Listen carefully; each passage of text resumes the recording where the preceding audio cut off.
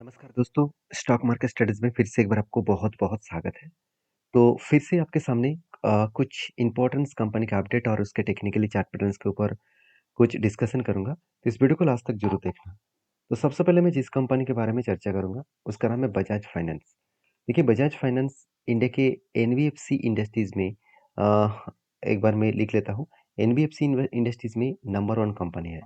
Number 1 क्यों है? क्योंकि इसका जो कॉम्पिटिटर है, मतलब देखा जाए तो जितने सारे इस सेक्टर में कॉम्पिटिटर है, कुल मिलाकर 198 कंपनीज़ है और इस 198 कंपनीज़ में कंपनी का रैंकिंग सबसे नंबर 1 में है, क्योंकि इसका मार्केट कैप सबसे ज़्यादा है, करीबन 4,16,900 करोड़ के आसपास। तो इतनी बड़ी कंपनी है और कंपनी में कुछ पॉइंट्स आपको बेस लगेगा और कुछ पॉइंट्स बेस लगने से पहले मैं कुछ डेटा मैं आपके साथ शेयर करूँगा। मैं इस कंपनी को किस तरीके से काम मतलब मैं इस कंपनी के ऊपर किस तरीके से as a swing basis, short term basis में काम करता हूँ, वो मैं आपके साथ शेयर करूँगा।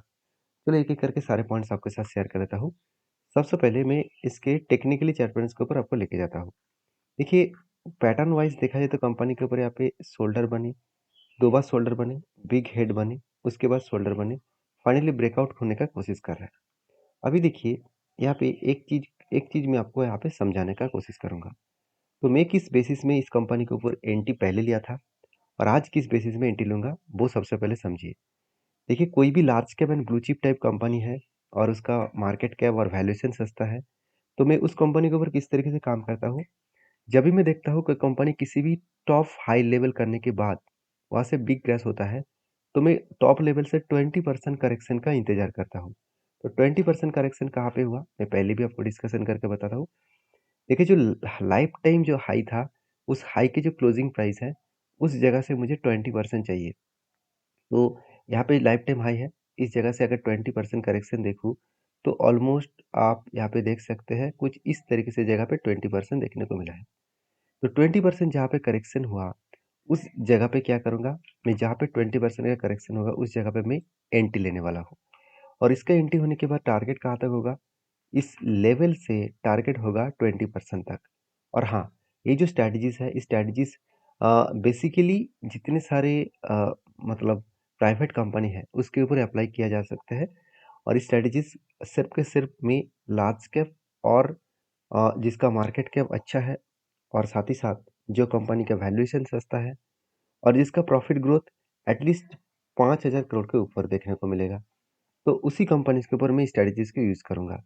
तो अभी चलो देख लेते हैं कंपनी के ऊपर क्या सर सही में 5,000 करोड़ का प्रॉफिट एंड लॉस है क्या? हाँ, बिल्कुल है। अगर ईयर ऑफ ईयर बेसिस देखा है तो 5,000 करोड़ से कई गुना ज़्यादा है। तो अभी चलो स्ट्रैटेजीज़ का मैंने काम किस तरीके से करता हूँ। तो पहले मैं मार्किंग ऐसे पहले कर लेता हूँ कि टॉप लेवल से 20% तक करेक्शन का और मेरा टारगेट होगा इसी एंटी लेवल से 20% तक अप मूवमेंट में। मतलब यहाँ से 20% अप मूवमेंट जब भी दिखेगा तब मैं टारगेट लूँगा। तो 20% कब बने? अगर ओवरऑल बात करूँ तो 20% यहाँ पे देखिए, यहाँ पे जो टारगेट बना था, यहाँ पे 20% बन गया था। तो ओवरऑल बात करूँ तो यहाँ पे देखिए कंपनी 20% का टारगेट दे चुके थे। तो देखिए कितने दिनों में दिया? ऑलमोस्ट आप बोल सकते हैं सिर्फ़ के सिर्फ़ 27 दिनों में कंपनी 20% का टारगेट दिया। ये पहला टारगेट था। अभी दूसरा एंट्री कहाँ पे बनेगा? देखिए फिर से अगर मैं इस लेवल को मार्किंग करूँ, अगर इस लेवल को मैं एक बार मार्किंग कर लेता हूँ, क्यों? क्योंकि यही लेवल हाई था, उसके बाद हाई बना नहीं। मतलब जब भी इस लेवल को फिर से टच करेगा टारगेट होने के बाद, फिर से वहाँ पे एंट्री बनेगा। तो यहाँ पे एंट्री बने, तो सॉरी एक्चुअली एंट्री कहाँ पे बने? यहाँ पे बने। तो यहाँ से 20% मुझे फिर से ढूँढना है। तो क्या 20% तक टारगेट मिला? हाँ, बिल्कुल मिला। इस जगह पे टारगेट मिल चुके हैं। तो कितने दिनों में मिला? फिर से टारगेट मिला 103 दिनों में। चलो फिर से कोई एंट्री मिला है क्या? देखिए, यहाँ पे फिर से एंट्री मिला क्योंकि टारगेट होने के बाद फर्स्ट टाइम एट टच यहाँ पे हुआ। तो यहाँ पे फिर से मैं एंट्री लेने लिया और इसका टारगेट कहाँ तक बने?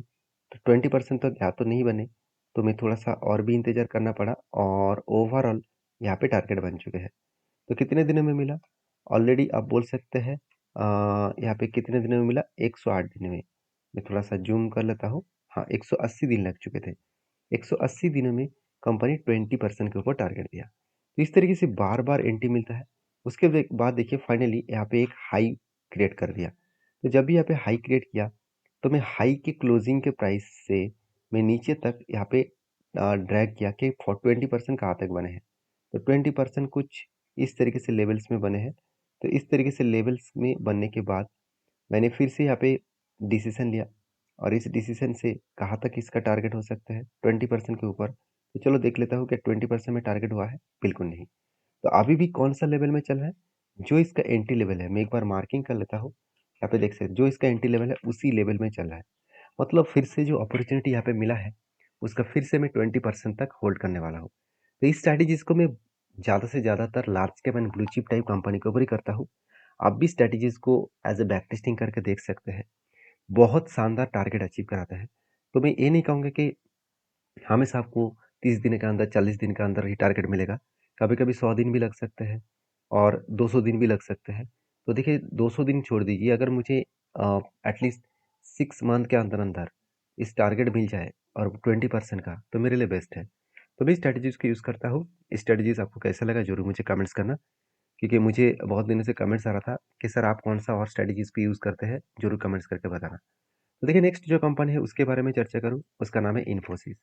देखिए इन्फोसिस लिमिटेड के ऊपर मुझे फाइनली एक जो एंट्री मिला था, कुछ इस तरीके से पैटर्न्स के बेसिस में, शोल्डर कम बिग हेड और उसके बाद शोल्डर बने थे। और फाइनली देखिए ब्रेकआउट भी हुआ, ब्रेकआउट कंफर्मेशन भी हुआ था।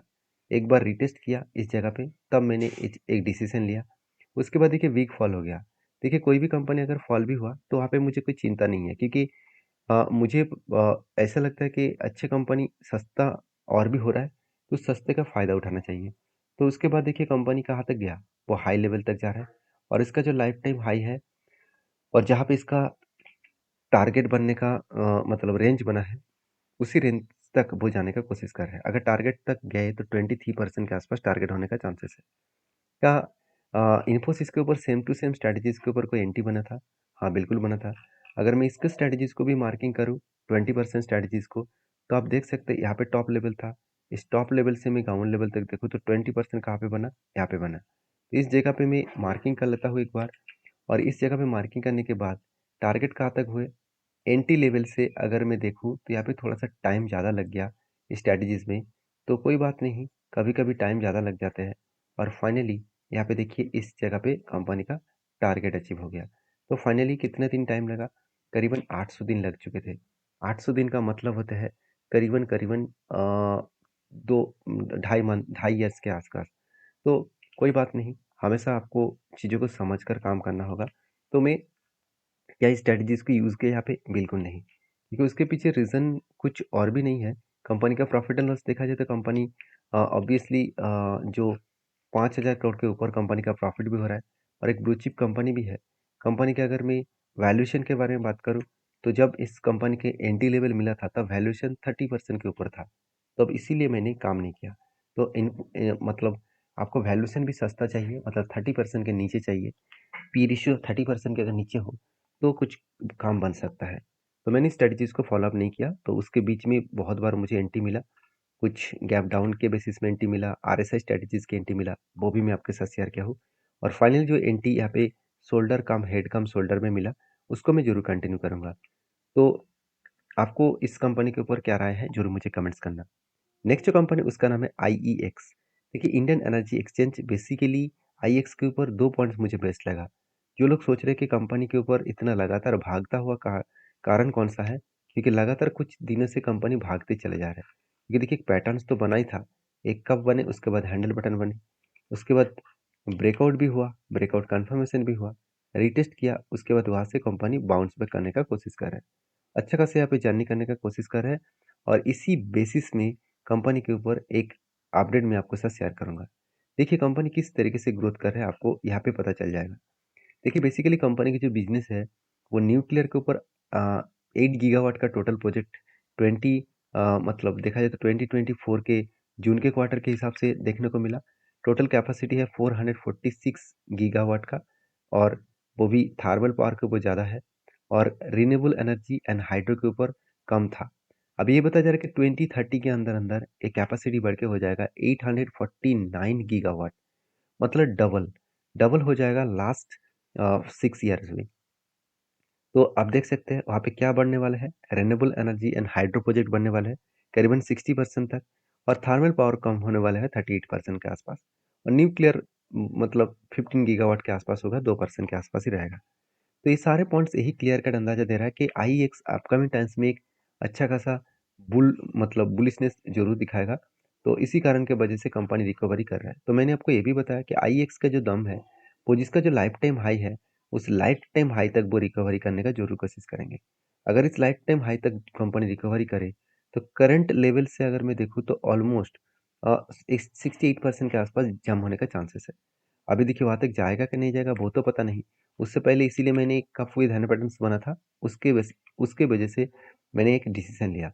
तो जो डिसीजन बना उसका जो टोटल ब्रेकआउट हुआ, ब्रेकआउट कंफर्मेशन हुआ, रीटेस्ट किया, तब एंटी बना और इसके बाद धीरे धीरे करके ऊपर जाने का कोशिश कर रहा है। जो मैं टारगेट लेके चलो वो 230 के आसपास इस टारगेट लेके चलो, क्योंकि जो कप का जो लेंथ बना था उसी लेंथ के बेसिस में यहाँ पे 32% के आसपास यहाँ पे टारगेट बना है। तो ये था कुछ कंपनीज के अपडेट। वीडियो में जानकारी अच्छा मिले तो प्लीज़ लाइक करना, और हाँ, मैं हमेशा आपको यही चीज़ बता के आया हूँ कि मेरे तरफ से कोई भी बाय एंड सेल का रिकमेंडेशन किसी भी कंपनीज के ऊपर होता नहीं है। मैं हमेशा आपको एजुकेशन पर्पस में सारे डिटेल्स शेयर करता हूँ। किसी भी कंपनीज के ऊपर बाय सेल करना है, एक बार सेबी रजिस्टर्ड एडवाइजर के साथ बातचीत करके ही काम करना।